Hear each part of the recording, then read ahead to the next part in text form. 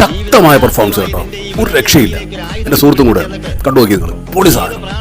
ജീവിതത്തിൽ ആദ്യമായി നിന്റെ ഈ വിളറിയ കയ്യിലേക്ക് ഒരു ആയുധം എടുത്ത് പിടിപ്പിച്ചു തന്നിട്ട് ഏത് പ്രാണന്റെയും നെഞ്ചിലേക്ക് അത് ചൂണ്ടിപ്പിടിക്കാനും ഒരു മുടിനാര് പോലും വിറയ്ക്കാതെ കാഞ്ചി വലിക്കാനും നിനക്ക് പഠിപ്പിച്ചെന്ന ശേഖരനാ. അത് മറക്കണ്ട. വേണമെങ്കിൽ ശേഖരനെ നിനക്ക് കൊല്ലാം, ഇവിടെ വെച്ച് അവസാനിപ്പിക്കാം.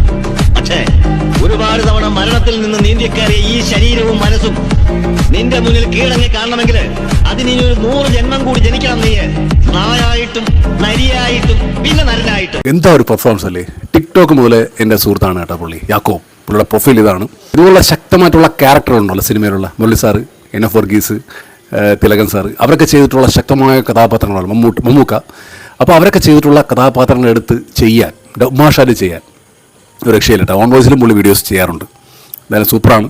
വേണമെങ്കിൽ ഒരു വീഡിയോയും കൂടെ ഞാൻ കാണിച്ചു തരാം, അതും കൂടെ കണ്ടു നോക്കി. അപ്പം നിങ്ങൾ ഇരട്ടി ഞെട്ടും.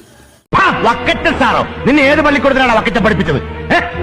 എടാ സക്കീറേ, ഈ സ്റ്റേറ്റിന്റെ മുഴുവൻ പോലീസിനെയും ദാണ്ടിങ്ങനെ ചൂണ്ടുവിരലിലിട്ട് കറക്കുന്ന ഹോം മിനിസ്റ്റർ റാഹേലി വക്കച്ചന് 24 നാഴിക നേരം തികച്ചു വേണ്ട നിന്നെ പായും തലയണയും കെട്ടിയടിപ്പിച്ച് ഈ സ്റ്റേറ്റിൽ നിന്ന് ചവിട്ടി പുറത്താക്കി നാട് കടത്താൻ. പക്ഷെ അത് വേണ്ടടാ. എടാ, ലാഹേലു വക്കച്ചന് പോസ്റ്റർ ഒട്ടിക്കാനും ലാഹേലു വക്കച്ചന് മുദ്രാവാക്യം വിളിക്കാനും ലാഹേലു വക്കച്ചൻ ഒലത്താം ഒലത്താം ഒലത്താം എന്ന് പറയുന്ന പട്ടയത്തിന് ഇരന്നു നിൽക്കുന്ന തെണ്ടികളുണ്ടല്ലോ, പ്രജകള്. ലക്ഷക്കണക്കിന് ഉണ്ടടാ വക്കച്ചന്റെ പാർട്ടിയില്. ദാണ്ടേ പട്ടിയെ ഞൊടിക്കുന്നത് പോലെ ഒന്ന് ഞൊടിച്ചാ മതി, അവന്മാര് വന്ന് കടിച്ച് കീറി തിന്നും നിന്നെ. അതും വേണ്ടടാ. ദാണ്ടേ ഇരുമ്പുണ്ട പോലത്തെ മസിൽസ് ഉള്ള നല്ല പാറപ്പണിക്കാര് പാണ്ടികളുണ്ട്.